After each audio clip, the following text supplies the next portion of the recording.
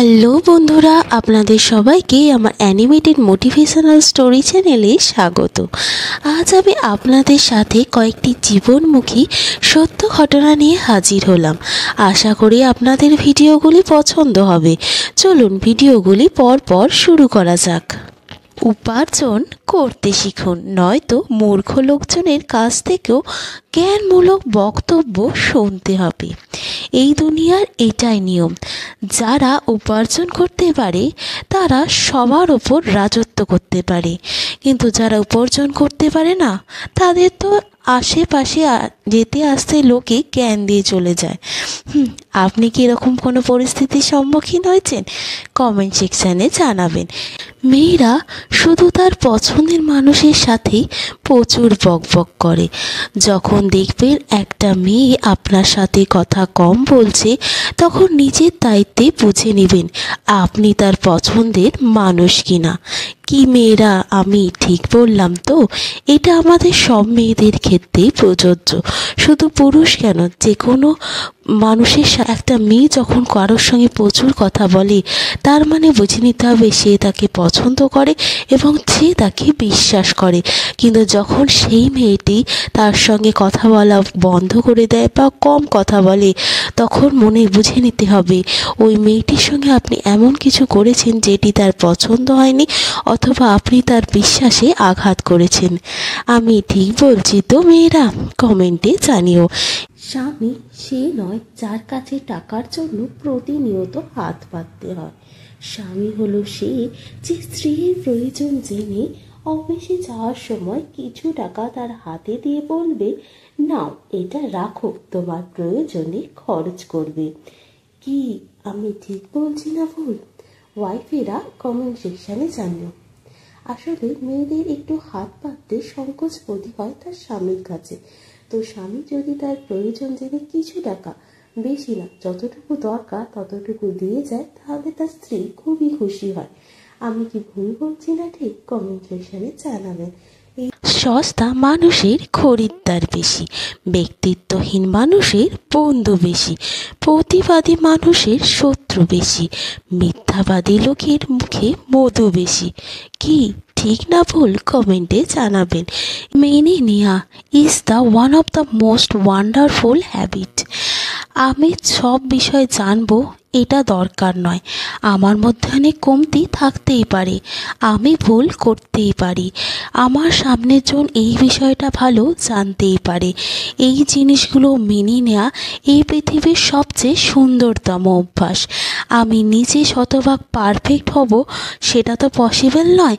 এই বিষয়টি যার মধ্যে মেনে নেওয়ার ক্ষমতা আছে, সেই এই পৃথিবীর সবচেয়ে কমফোর্টেবল মানুষ। আপনি কি এরকম একজন মানুষ? কমেন্ট সেকশানে জানাবেন। এই ভিডিওটি প্রত্যেকটি স্বামীর উদ্দেশ্যে রইল। আপনারা প্রতিদিনের ইনকামের টাকা থেকে কমপক্ষে 10টা টাকা হলেও আপনার স্ত্রীর কাছে জমা রাখুন। বিশ্বাস করুন, আপনার বিপদের দিনে আপনার স্ত্রীর কাছে জমা রাখা এই টাকাগুলোই কাজে লাগবে। আপনার যখন বিপদ হবে, তখন আপনার কোনো পাড়া প্রতিবেশী বা আপনার নিজের আত্মীয় স্বজনরা আপনাকে হেল্প করার জন্য এগিয়ে আসবেন না। একমাত্র এই সময় আপনার পাশে দাঁড়াবে আপনার স্ত্রী। তাই নিজের ইনকাম থেকে কিছু কিছু টাকা হলেও আপনার স্ত্রীর কাছে জমা রাখুন। আপনারা কি আমার এই ভিডিওটির সঙ্গে সহমত? কমেন্ট সেকশানে জানাবেন। একজন স্ত্রীর প্রতি তার স্বামীর এই 10টি কর্তব্য থাকে। 1. স্ত্রীর ভরণ পোষণ করা। 2. স্ত্রীর শারীরিক ও মানসিক চাহিদা পূরণ করা। 3. স্ত্রীর কথার মর্যাদা দেয়া। 4. স্ত্রীর পিতা মাতাকে মর্যাদা দেয়া। 5. স্ত্রীকে আঘাত কিংবা মারধর না করা। 6. ধর্মীয় বিধি পালনে উৎসাহ দেয়া। 7. স্ত্রীর গোপন কিছু কথা অন্যের কাছে প্রকাশ না করা। 8. কৃতজ্ঞতা এবং প্রশংসা করা। 9. স্ত্রীকে নিয়ে ঘুরতে যাওয়া ও সময় দেয়া। 10. স্ত্রীর সাথে হাসি মুখে কথা বলা।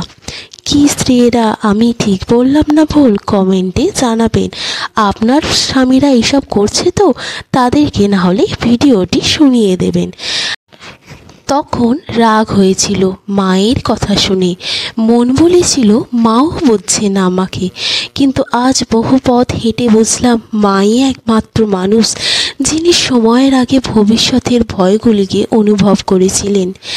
আপনারা কি এই জিনিসটা অনুভব করছেন?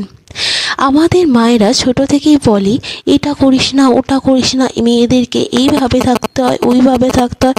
সত্যি আমাদের শুনতে খুব বাজে লাগে এবং খুব কষ্ট হয়, নিজের মাও এরমভাবে বলে। কিন্তু যখন আমরা ভবিষ্যতে একটা বাড়ির বউ হয়ে যাই, যখন সেই সব পরিস্থিতির সম্মুখীন হই, তখন বুঝতে পারি মা ঠিকই বলেছে। কারণ মাও তো একদিন মেয়ে ছিল, মাও একদিন এইভাবে সব কিছুকে তার মায়ের কাছ থেকে শুনেছিল। আমাদের তখন মনে হতো মা হয়তো নিজে ছোটোবেলায় এইসব শুনেছিল তাই আমাদেরকে বলে, কিন্তু না, মা এসব শুনেছিল তো ঠিকই, কিন্তু মা এগুলো পরিস্থিতিগুলির সম্মুখীনও হয়েছিল। তাই মা তার মেয়ে যাতে ভবিষ্যতে এতটা কষ্ট না পায় যতটা মা হয়তো অতীতে পেয়েছে, তাই মা তার মেয়েকে এখন থেকেই আগলে রাখার চেষ্টা করে। এটা করিস না, ওটা করিস না, এটা করলে এই হবে, ওটা করলে এই হবে, এই সব বলার মাধ্যমে। তো আপনারা মাকে কোনো দিনই ভুল বুঝবেন না।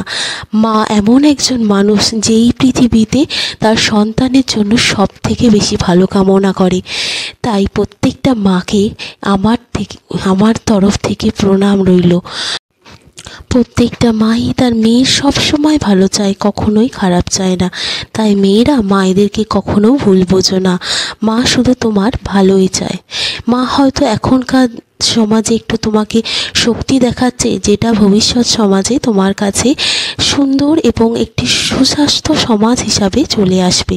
আপনারা কি আমার মতের সাথে সহমত? কমেন্ট সেকশানে জানাবেন। মা আর শাশুড়ির মধ্যে পার্থক্যটা ঠিক কোথায় জানেন? শাশুড়ি বললেন, আমিও জীবনে অনেক কষ্ট করে সংসার করেছি, তোমরা সামান্য এই কষ্টটা নিয়েও এত অভিযোগ কেন করছো? কিন্তু এই জায়গায় মা কি বলে শুনুন, আমি যা কষ্ট করেছি চাই না আমার মেয়ে যেন সেই কষ্টের সামান্যটাও পায়। ওর জীবন শান্তির হোক, ভালোবাসায় ভরা হোক। সত্যি এখানেই একজন মা আর একজন শাশুড়ির মধ্যে পার্থক্য। শাশুড়ি কখনোই মা হয় না, আর মা সবসময় মাই হয়। সুতরাং যারা আমার এই ভিডিওর সঙ্গে সহমত কমেন্ট সেকশানে জানাবেন। কথাটা তিতো হলেও এটাই বাস্তব, মায়ের মতো শাশুড়ি কখনোই হয় না। 80% মেয়েদের বাবার বাড়িতে প্রসব হয় কেন জানেন?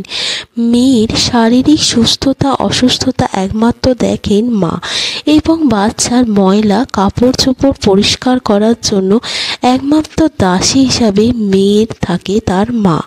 আর শ্বশুর বাড়িতে নিজের অসুস্থতাকে নিয়ে বাচ্চার কাপড় চোপড় নিজেকেই পরিষ্কার করতে হয়।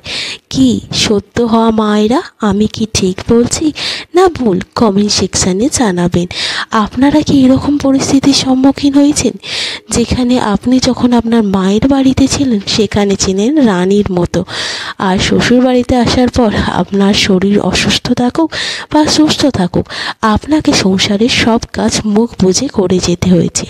যদি আপনি এই ভিডিওটির সঙ্গে সহমত হন কমেন্ট সেকশানে জানাবেন, এবং ভিডিওটি পছন্দ হলে আমার চ্যানেলটিকে সাবস্ক্রাইব করে রাখবেন। ভিডিওটি দেখার জন্য ধন্যবাদ।